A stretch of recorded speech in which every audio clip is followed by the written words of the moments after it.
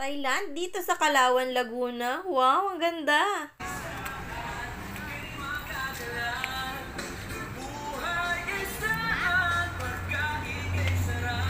Akala ko nga ay nasa Thailand na kami, na andito lang naman pala kami sa may Palaisdaan Floating Restaurant dito sa may Calauan, Laguna. Alam kong marami na nga nakapunta dito at ako nga ay first time lamang dito. First time lamang namin dito ng pamilya ko kaya naman sobrang amaze na amaze kami dito pa lamang sa may bungad. Napakaraming magagandang isda na naglalanguyan. Ang ganda at talaga namang Thailand-inspired talaga ang lugar na ito. Akala mo ay nasa Thailand ka kapag kumakain ka dito. Bungad pa lamang ito ng Palaisdaan Floating Restaurant ay talaga namang naa-amaze na ako mag-picture-picture dito. Kaya naman niyakag ko na agad ang Daddy Gerson nyo. Video na nga lamang ang ginamit namin at sabi ko nga i-screenshot ko na lamang. Wala nga kasi magpipicture sa amin dahil ang mga anak ko ay solo-solo na rin nagpicture doon sa mga gilid-gilid. Kanino pa nga nagman ang mga anak ko sa pagkakahilig sa mga picture-picture? Bigyan nyo na nga pala kami ng Daddy Gerson nyo. Minsan na kami sweet occasionally. At dahil birthday nga ng Daddy Gerson nyo ngayon, dito kami kakain sa Palaisdaan Floating Restaurant. Napakaganda.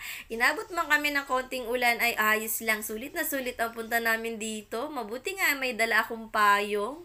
Sabi ko nga ay mag-family picture kami kaya tinawag ko na si Ate Angel at si Ate Chelsea nyo. Tinan nyo, naglitawan basta picture-picture. Partida, nagpi-picture-picture na rin sila dun sa may gilid ha. For the as usual, video-video na lang din dahil wala nga kaming taga-picture. Mabuti na lamang talaga ay may dala akong phone stand. Vloggeries Yarn. So, ayan na nga mga person. Ito na nga yung pinaka-entrance ng Palaisdaan Floating Restaurant or Isdaan Floating Restaurant. Ano bang tawag yon? Basta dito lang yan sa may Calauan, Laguna at alam kong marami na nga nakakaalam sa inyo dito. Mabuti nga at dito nagyakag ang Daddy Gerson nyo. Matagal ko na nga kasing hinihiling sa kanya na dito kami kumain isang beses. Ngayon lamang talaga natuloy at tingnan nyo, bungad pa lamang talaga namang maa-amaze na kayo. Napakaganda ng mga tanawin dito. Sa pagbungad pa nga ay akala ko'y totoong gwardya yung katabi ng isang guard. Yung pala ay statwa lamang. At pagpasok mo nga dito, nature na nature feels mo ang Thailand vibes. So ayun na nga, pagpasok nga namin dito ay no entrance fee at magdedire-diretso na sana ako sa loob. Ngunit may nagsabi sa amin dito na saglit lang ma'am. Yun naman pala ay bawal ka nga pumasok ng dire-diretso dito. Kailangan mo munang magpa-reserve ng dine-in table nyo. Priority daw kasi nila ang mga for dine-in. Akala ko nga ay pwede lang mag-picture-picture dito basta. Sabi ko na nga lang sana sa Daddy Gerson nyo ay mag-picture-picture na lang tayo dito. Ayun naman pala ay required talaga na kailangan ay magda-dine-in ka dito. Pero dine-in naman talaga ang sadya namin dito. Kinikeme ko lang ang Daddy Gerson nyo. Dahil sobrang sabik nga ako sa napakaganda ng mga nakikita ko, ay grabe, first time ko kasi talaga dito. Gusto ko na agad magdire-diretso, hindi pa ako nakakapag-reserve ng dine-in table. Kaya naman, dali-dali na nga ako nagpa-reserve ng dine-in table namin at dinala na nga kami doon. At ako naman ay hindi ko na talaga mapigilang mag-ikot-ikot dito. Sobrang nakaka-relax ang vibes dito. Mabuti nga ay nakapunta kami dito ng maliwanag pa at aabutin din kami dito ng gabi. Gusto ko kasing ma-feel yung moment kung anong feeling kapag may araw pa dito at paano pag gabi na. Dito nga pala kami ipinag-reserve ng pwesto nung humarang sa amin dun sa may entrance. At eto nga mga person ng Daddy Gerson nyo sa Gedli ay tumitingin-tingin na ng mga menu. Napakarami nilang entertainment dito at ayan meron pa nga silang mga sumasayaw-sayaw, kumakanta at may mga drummers pa. Habang pumipili pa nga ang Daddy Gerson yung nakakainin namin ay nag-ikot-ikot na muna ako. At ang dalawang anak ko, si Ate Angel at si Ate Chelsea nyo ay busy-busy din sa kanya-kanyang picturan. Talagang wala na muna kaming pansinan makapaglibot-libot lang dito. Grabe, ang lalaki ng mga estatwa dito, ang hihiganti. Grabe, nakaka-amaze talaga. Ang sarap ng feeling pag naandito ka mismo.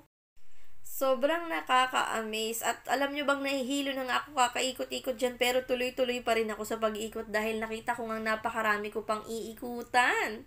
Habang nag-iikot-ikot nga ako ay pakiramdam ko nga ay nasa Thailand na ako. Kalma ka lang Mami Nika, nasa Pilipinas ka pa din. Ayan nga mga person at nag-ikot-ikot pa rin ako. Sa pag-iikot ko nga ay may nakita nga ako nakakatuwang moment dito.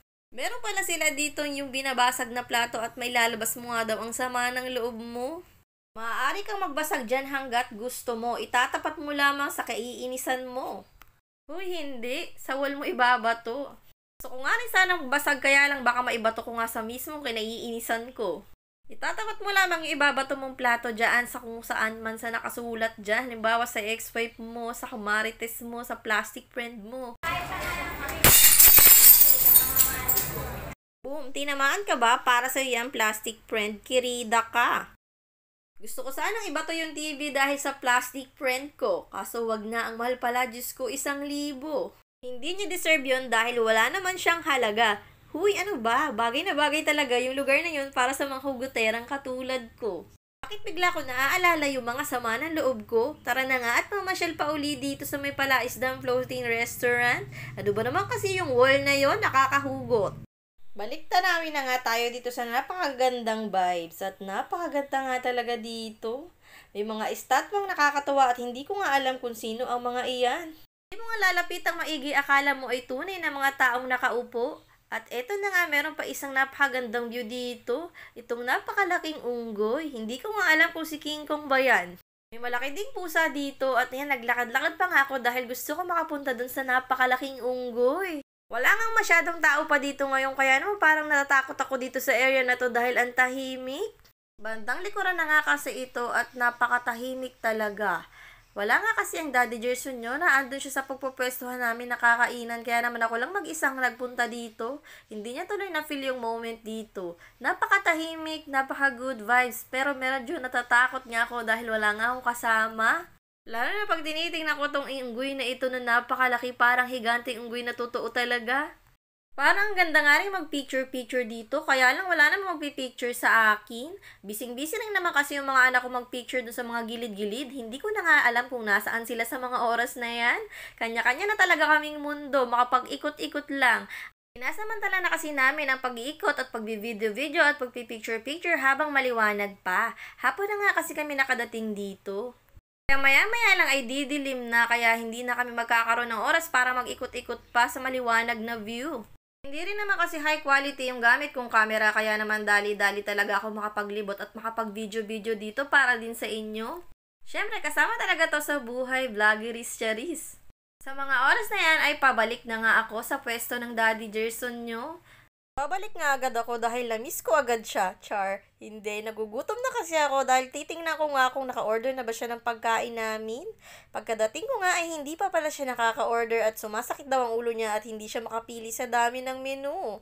Dami ng menu ka ba nahilo o sa mga presyo? Kaya naman ako na lang ang namili at namili lamang ako yung mga afford lang namin.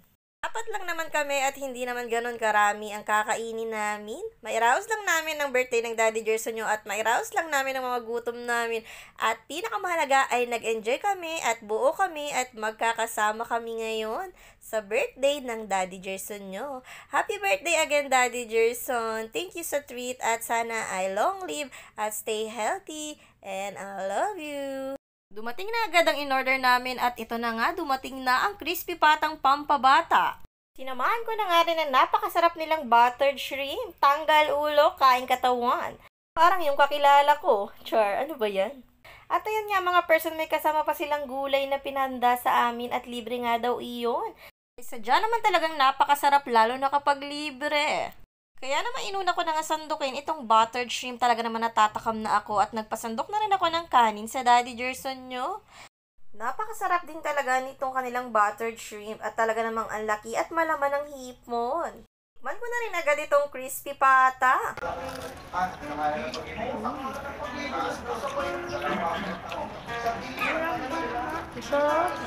Ang sarap.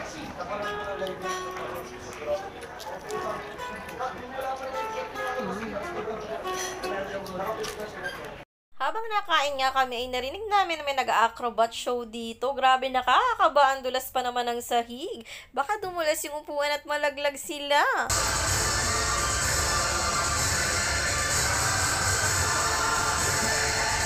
Maya-maya lang ay lumapit na nga itong mga nag-aawitan at kinantahanan ng happy birthday ang Daddy Gerson. Birthday sa'yo, isa ka!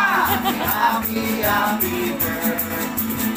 Maya-maya lang ay inabot na nga kami ng dilim at napakaganda din talaga ng view dito kapag madilim dahil magaganda nga rin yung mga pailaw nila. Saktong-sakto sa tanawin at bagay na bagay. Kaya lang maya-maya lang ay umuulan na nga rin. Sobrang nag-enjoy kasi kami talaga sa mga entertainment nila at napakarami nga nilang inihandang entertainment para sa mga guests nila dito. Napakaraming entertainment dito lalo na kapag gabi. Sulit na sulit ang kain mo dito dahil libre lang talaga ang mga pa-entertainment nila. Hindi ka maiinip dito dahil makakapasyal ka na ay mae-entertain ka pa at busog ka pa sa napakasarap nilang mga food. Napadaan nga ako dito at may mga hito pa nga, ngunit hindi nga kita sa video dahil madilim na. At ayan nga mga person, no, tingnan nyo napakaganda lalo ng mga estatwa kapag madilim na dahil may mga pailaw effect na nga.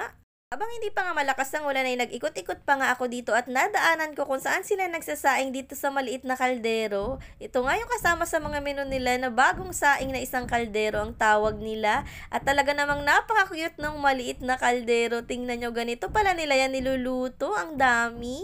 Maya-maya lang ay meron pa rin pa isa pang entertainment na ito para siyang magician. Ang cute-cute niya dahil ang cute ng salita niya. Hindi ko na nga lang talaga siya masyadong na video dahil hindi ko na nga naabutan at hindi niya na kami natapatan. Pauwi na rin kasi kami sa mga oras na yan dahil nagagabi na nga at madilim pang dadaanan namin tapos maulan pa. Kaya naman nagyakagan na talaga kami pauwi. Hanggang dito na lamang mga person. Thank you for watching at salamat nga pala sa mga bumati sa kaarawan ng Daddy Gerson nyo.